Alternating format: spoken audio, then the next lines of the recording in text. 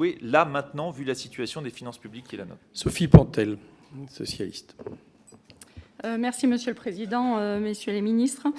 J'ai une intervention qui ira dans le même sens que ma collègue. Au départ, je voulais parler des chiffres, mais Monsieur de Courson est revenu dessus. Moi, je voulais simplement rappeler que le coup de canif que vous avez mis une fois de plus à l'attention des collectivités, en apportant également des réponses fausses, par exemple sur la taxe d'habitation, vous avez compensé la taxe foncière, mais vous avez prélevé la dynamique qui était à destination, par exemple, des départements. Simplement vous dire que je trouve indécent les propos que vous avez pu tenir en expliquant que finalement il y avait un dérapage avec 15 milliards d'euros. Lorsque aujourd'hui l'État doit, ne serait-ce que pour les allocations individuelles de solidarité, 20 milliards au département, si je prends que cet exemple. La situation, elle n'est pas nouvelle. La situation, elle est due au fait qu'il n'y a plus de levier fiscal. Elle est due au fait d'un effet ciseau avec sans cesse des recettes négatives, et en particulier les DMTO. Rien n'est nouveau, ça a été dit, et vous avez été alerté par les associations et notamment l'ADF. Toujours plus de dépenses. Et puis les départements, si je prends que cet exemple, c'est la solidarité, les solidarités territoriales et sociales. Et tout à l'heure, vous êtes félicité de la réussite d'un certain nombre d'entreprises. Je termine vite, rapidement. Je voulais rappeler les 10 millions de pauvres. Et on ne peut pas se féliciter de réussite sans prendre en compte le pendant de l'autre côté.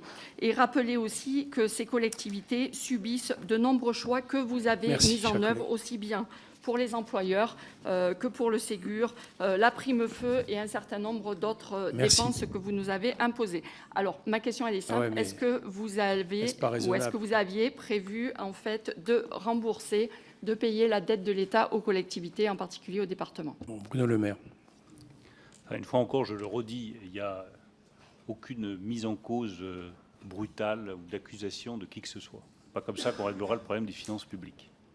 Il y a des chiffres dont Jean-François Husson, rapporteur général du budget au Sénat, s'est lui-même alarmé en disant si effectivement on poursuit sur cette tendance-là, 2024, du point de vue des collectivités locales, ça va être une difficulté majeure pour toutes nos finances publiques. Si on n'a pas le courage de regarder cela en face, on n'y arrivera pas. Après, une collectivité n'est pas une autre, c'est pas à vous que je vais apprendre ça, j'ai été 10 ans élu local. C'est sûr que Nonancourt, c'est pas la région Île-de-France. Et pourtant, c'est traité de la même façon dans les chiffres. Ce n'est pas les mêmes difficultés. C'est sûr que les départements, croyez-moi, j'en vois des présidents de départements, ils sont confrontés effectivement, je ne vais pas vous dire le contraire, à une baisse des recettes des DMTO, parce qu'il y a moins de transactions immobilières, et une explosion des dépenses sociales, notamment liées à l'augmentation forte, on le sait, des jeunes qui sont sous la responsabilité des départements, des mineurs isolés. J'ai discuté il n'y a pas très longtemps avec le représentant de la communauté d'Alsace qui me disait que les chiffres avaient doublé.